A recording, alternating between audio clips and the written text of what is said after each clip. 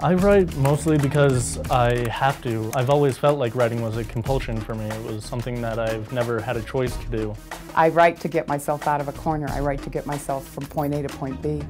I write because it is the only thing that makes sense. That's what I do. I write. All writing, like all art, begins with the light bulb moment, or just the moment of putting your hands on a keyboard or putting a pen to a piece of paper and letting things just roll. From the earth, meaning could grow, our mythos roaming free, spreading its seeds. What hue, what species of tree does a word like apparition create? Anything you write, it has a life. It really begins to exist when you put words on a page. That beginning process should be as wild and unconscious and free as possible. I start with longhand, and then there comes a certain point where I move to my desk and my computer. And then I have a period of time where I'm kind of going back and forth between the two. My brother's bones stick out in all directions. Fast, lacy fingertips, architect hands. These nimble limbs will go somewhere dangerous. When I write longhand, I'm much more careful because it takes longer to put the words on the page. The woman of the house crossed the room, snatched up the kitten. She went to the window and opened it. Without a word, she held the kitten out the window and let go. Upon impact, it shattered, as small, fine-boned kittens will do. I write everything longhand. It has to be yellow legal paper, it has to be black ink, it has to be a fountain pen, not ballpoint. And when I'm writing on a laptop, I'm more experimental maybe because I'm free to be. It's easier to just highlight and delete. Once I move it to the computer, I'm really thinking architecturally, moving sentences around and stanzas around, and I just can't do that in longhand with the same kind of speed that the computer offers.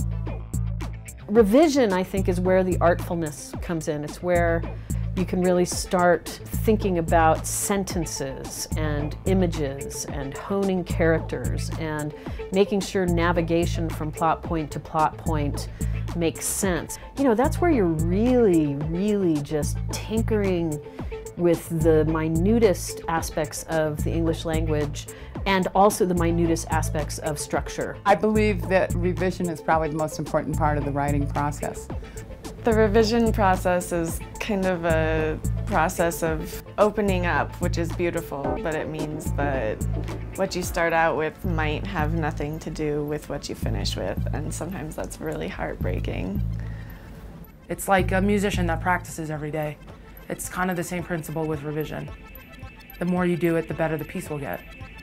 Usually it's the third draft where you really start to get somewhere, because the second draft, sometimes you overthink it and you kind of ruin whatever wild energy was coming through that first draft. So it's in the third draft that you really start to amalgamize both the conscious revising brain and the unconscious communication.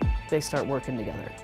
Bob has an obsession with exclusivity, but I was mostly grossed out by the invitation to go into Bella Thorne's room and look at her very personal things. That was a joke because we all know the magazine wasn't giving a bop pervert's exclusive photo shoot or anything.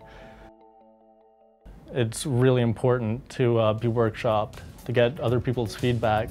If you're in a workshop class, you hand in on a certain date, and then the class talks about what is working and what is not working in what you've handed in. There's about a half-hour discussion, and usually the writer of the piece will take notes, and then at the end they have a chance to ask the class questions that haven't been addressed. There comes a point in the revision process when you have to say, this is the best that I can do for myself and for this piece right now. It's definitely a gut feeling, and some pieces never feel finished. And I've definitely had things published that I felt that way about. Once it's appeared in a magazine or in a book, that's it. That's just the final form of what it looks like, and it's time to move on. But it is very satisfying when I do have those moments of feeling like, yes, that thing has, you know, just kind of clicked shut and it's good and it's done. That's also very pleasurable. It's usually quite beautiful to realize how far you can come on one piece.